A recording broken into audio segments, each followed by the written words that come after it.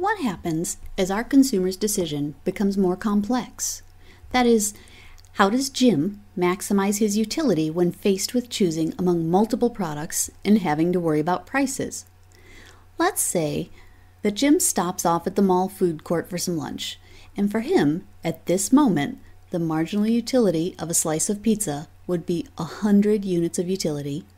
The marginal utility of a small soda would be 50 units of utility. To maximize utility, which should Jim pick first? If he has no worries over income or price, he would choose the pizza. But the fact is that prices do matter. In this case, let's say that the pizza is $2.50 and the small soda is $1. If Jim considers how to get the most added satisfaction per dollar spent with each spending decision, then he will achieve the maximum possible utility when all of his income's been spent. So, which product yields greater added satisfaction, marginal utility, per dollar? If you take a look at the pizza, the marginal utility over the price is 100 utils, or units of satisfaction, divided by $2.50. The pizza yields 40 units of utility per dollar. The Coke gives 50 units of utility and costs $1, so it yields 50 units of utility per dollar. Coke wins this one. But hold on a minute. Once I buy the Coke, the marginal utility of Coke falls, and then what? Eventually, as the consumer continues the pattern of choosing the greatest marginal utility per dollar spent, an equilibrium will be reached. Consumer equilibrium occurs when the marginal utility per last dollar spent is equal across all goods and all income has been spent. Think about it this way. What if this isn't true? What if, say, product K gives more satisfaction per dollar than any other product? I'd do better to cut back elsewhere and buy more of product K. Similarly, if product W gives less marginal utility per dollar spent, you'd want to cut back on W until all were equal.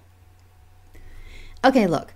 Assume a consumer has a weekly income of $100, which he spends completely on 3 commodities: pizza, beer, and cigarettes. The price of pizza is $12, the price of beer is $8, and the price of cigarettes is $4. What combination of pizza, beer, and cigarettes is this consumer going to choose? Well, right now, there just isn't enough information to answer this question. It's not enough to know your consumer's budget. You also need to have information about his or her preferences. For example, if this were me, I don't drink or smoke, so I'd spend all of my money on pizza. This means we need some additional information about our hypothetical consumer. Remember when we went through the cookie activity? The utility figures reflected the consumer's tastes and preferences. I'm going to use the following table to determine our consumer's preferences. Notice that for each product, the law of diminishing marginal utility holds. And remember, our consumer has $100, price of pizza is $12, price of beer is $8, and the price of cigarettes is $4. Pretend for a moment that you are this consumer, and like all consumers, you're a utility maximizer. What would you choose first? The first pizza, the first beer, or the first cigarettes? It's easy to go astray on this one because the first pizza yields the greatest additional utility. The problem is that the 85 units of utility are also more expensive than the alternatives. To figure out where to get the biggest bang for your buck, we're going to have to calculate not just marginal utility, but marginal utility per dollar spent. This isn't too hard. All we need to do is divide each of the marginal utility figures by the price of that product.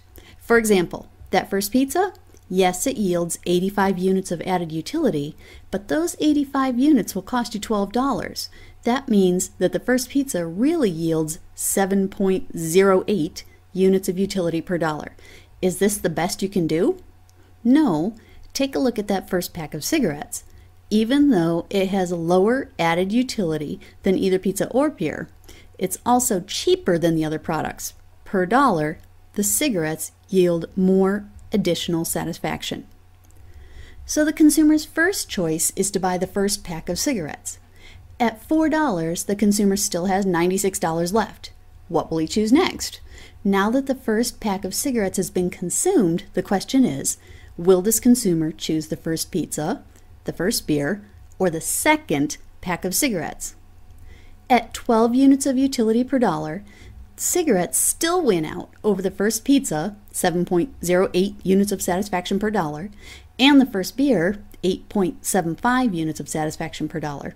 So the consumer chooses the second pack of cigarettes, leaving him with $92.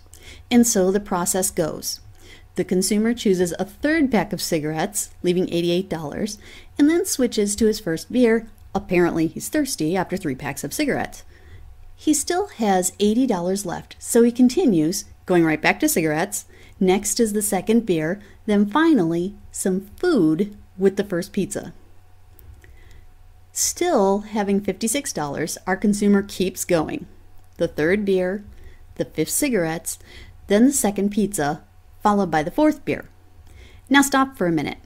What do you notice about the next choice? What would be the best option? The 3rd pizza, the 5th beer, or the 6 cigarettes? They all yield 5 additional units of utility per dollar. Each of them would be an equally good choice.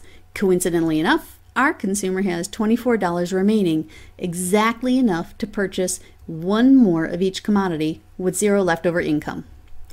In the end, this consumer, given $100, will choose 3 pizzas, 5 beer, and 6 cigarettes for a total utility of 717 units of satisfaction. I can tell this by adding up the marginal utilities from the units consumed. If you take a look at the pizza, the first gave 85, the second gave 72, the third gave 60, for a total of 217 units of satisfaction from those 3 pizzas.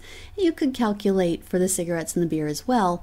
Overall total, 717 units.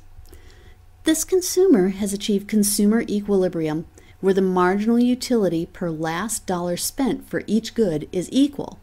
No other combination gives greater utility. Just to prove this to yourself, you could spend your $100 in either of the following ways, but what would your total utility be? Next time, indifference curves.